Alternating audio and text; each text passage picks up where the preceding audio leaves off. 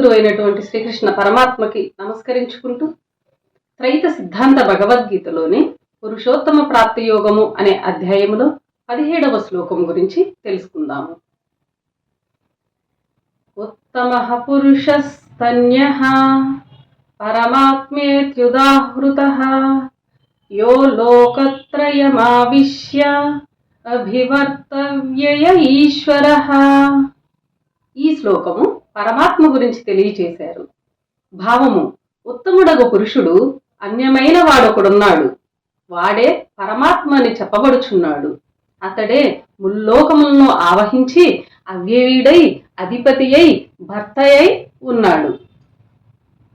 వివరము: విశ్వము అంతటిని భరించు భర్త అయిన వాడు, ప్రపంచము జగత్తు రెండు నాశనమైనప్పటికీ నాశనము కానివాడు, అన్నిటికీ అందరికీ అధిపతి అయిన వాడు, జీవాత్మ ఆత్మలకు వేరుగా ఉన్నవాడు అయిన వానికి ఆత్మ జీవాత్మల వలె పేరు లేదు. విశ్వమునంతటిని భరించు భర్త అయిన వాడు, ప్రపంచము జగత్తు రెండు నాశనమైనప్పటికీ నాశనము కానివాడు, అన్నిటికీ అందరికీ అధిపతి అయిన వాడికి, జీవాత్మ ఆత్మలకు వేరుగా ఉన్నవాడు అయిన వానికి ఆత్మ జీవాత్మల వలె పేరు లేదు. పేరే కాదు, రూపము కూడా లేదు. ఆకారము కాని పేరు గాని లేని వానిని ఏమని పిలవాలో అర్థము కాక చివరకు ఒక మార్గమును అన్వేషించిన వారు ఆయన ఏ పద్ధతిలో ఉన్నాడో ఆ పద్ధతి కలవాడని చెప్పటం మొదలుపెట్టారు. జీవాత్మ ఆత్మను ఇద్దరు పురుషులే అన్నాము కదా. ఇద్దరికంటే ఉత్తమునిగానున్నవాడు గనక పురుషోత్తమ అని అనటము జరిగినది. అంతేకాక అంతకంటే వేరుగా ఉన్నవాడు కనుక పరమాత్మ అని కూడా చెప్పటము జరిగినది. పర అనగా వేరు అని అర్థము. ఆత్మ కంటే పరముగానున్నాడు కావున పరమాత్మ అని అనటము జరిగినది. పరమాత్మ అనినా పురుషోత్తమ అనినా అవి పేర్లు కాదు. ఆయనున్న విధానమును తెలుపు అర్థముతో కూడుకున్న గుర్తింపు పదాలని తెలియాలి. అలాగే ఈ శ్లోకంలో చెప్పబడిన భర్త, అవ్యయ, ఈశ్వర అను పదములు అర్థముతో కూడుకొని దేవుని విధానమును తెలుపునవని గ్రహించాలి. అందరూ చెప్పుకొని దేవుడు అను పదము కూడా అలాంటిది. దేవుడు అనే పదము కూడా అలాంటిదే. అది ఒక పేరు కాదు, ఏదో గుర్తింపు కోసం మనం పెట్టుకున్న పదము. దేవుణ్ణి పిలుచు ఏ పదము కానీ అలాగే ఉండునని కూడా తెలియవలెను మనకి. పరమాత్మ అని పిలువబడువాడు జీవాత్మ ఆత్మల కంటే అన్యముగా ఉన్నవాడై ఇంకా ఎలాగూ ఉన్నాడు అనగా తెలుసుకుందాం. జీవాత్మ ఆత్మలున్న దానికంటే అధికముగా అన్యముగా ఉన్నాడని తెలియచున్నది. జీవాత్మ ఒక శరీరములో ఆత్మ మొదటి స్థానమైన తలలో ఒక చోట మాత్రమే ఉన్నది. జీవాత్మ అనగా మనము, జీవుడు అనగా మనము అని గుర్తుపెట్టుకోవాలి. అలాంటి జీవాత్మ ఆత్మలున్న దానికంటే అధికముగా అన్యముగా ఉన్నాడని తెలుసుకున్నాము. జీవాత్మ అనగా మనము ఒక శరీరములో ఆత్మ మొదటి స్థానమైన తలలో ఒక చోట మాత్రము ఉన్నది. ఆత్మ మాత్రము 7 భాగములుగా ఉంటూ శరీరమంతా తన శక్తిని వ్యాపింపచేసి శరీరమంతయు నఖశిఖ పర్యంతము కలదు. అంటే నఖ అనగా గోరు, శిఖ అనగా తల భాగము, నఖశిఖ పర్యంతము కలదు అని ఇక్కడ తెలియచేశారు. దీనిని బట్టి ఆత్మ వ్యాపించని శరీర భాగము లేదు అని తెలియచున్నది. ఆత్మ శరీరం అంతా వ్యాపించి ఉన్నది. ఆత్మ శరీరములో అణువణువున ఉంటూ శరీరమునంతటినీ చైతన్యము చేసి కదులునట్లు చేయుచున్నది ఆత్మ. ఆత్మ అంతా వ్యాపించని శరీరము భాగము ఉంటే అది కదలదు. ఆత్మ వ్యాపించని శరీర భాగం ఉంటే అది కదలదు. శరీరంలో ఆరోగ్యముగా ఉండదు. ఆత్మ వ్యాపించని భాగము ఆరోగ్యముగా ఉండదు.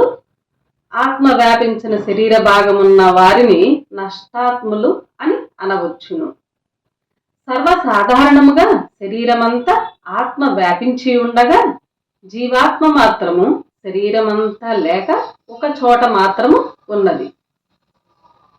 శరీరమంతా వ్యాపించిన ఆత్మ ఒక్క జీవాత్మలో మాత్రము లేదు. శరీరమంతా వ్యాపించిన ఆత్మ ఒక్క జీవాత్మలో మాత్రము లేదు. జీవాత్మ వేరు, ఆత్మ వేరుగా ఉన్నవి. కావున ఆత్మ జీవాత్మ మినహా శరీరమంతా కలదు. ఒక చోటున్న జీవాత్మను శరీరమంతా వ్యాపించిన ఆత్మను సృష్టించిన పరమాత్మ మాత్రము ఇక్కడ లేకుండా ఉన్నాడు అన్నట్లు అంతటా వ్యాపించి ఉన్నాడు. పరమాత్మ అంతటా అనగా ఆత్మ లేని జీవాత్మలో కూడా కలదు. ఆత్మ లేని జీవాత్మలో కూడా కలదు. శరీరము ఆత్మ వ్యాపించిన శరీరం అంతటా కూడా విస్తరించి ఉన్నది. శరీరము లోపలే కాక శరీరము బయట అణువణువునా ఉన్నది ఒక్క పరమాత్మేనని తెలియవలెను. ఆత్మ శరీరము లోపల మాత్రమే ఉండి శరీరము బయట లేదు. ఆత్మ శరీరం అంతటా లేకుండా ఒక్క చోటున్న జీవాత్మలోను, జీవాత్మలో లేకుండా శరీరం అంతటా ఉన్న ఆత్మలోను, జీవాత్మ ఆత్మలో లేని ప్రకృతిలోనూ ప్రతి అణువులోనూ వ్యాపించినది ఒకే ఒక పరమాత్మ. అందువలన పరమాత్మను సర్వవ్యాపి అన్నారు.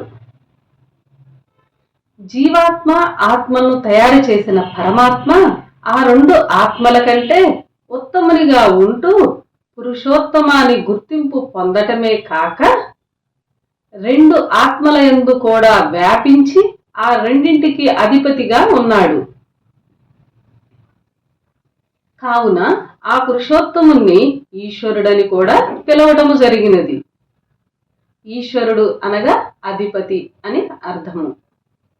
రెండు ఆత్మలను వాటి ఉనికికి కారణమైన వాటిని పోషిస్తున్నాడు. కావున భర్త అనియు జగద్భర్త అనియు పొగడబడుచున్నాడు. పరమాత్మని రెండు ఆత్మలను వాటి ఉనికికి కారణమైన వాటిని పోషిస్తున్నాడు. కావున భర్త అనియు జగద్భర్త అనియు పిలువబడి పొగడబడుచున్నాడు పరమాత్మ. ఇక్కడున్న 16-17 శ్లోకములు రెండు కేవలము 3 ఆత్మల వివరమును మాత్రమే తెలియచేశాయి. అందువలన ఈ 2 శ్లోకములు భగవద్గీతలో అత్యంత ప్రాముఖ్యమైనవని చెప్పుచున్నాము.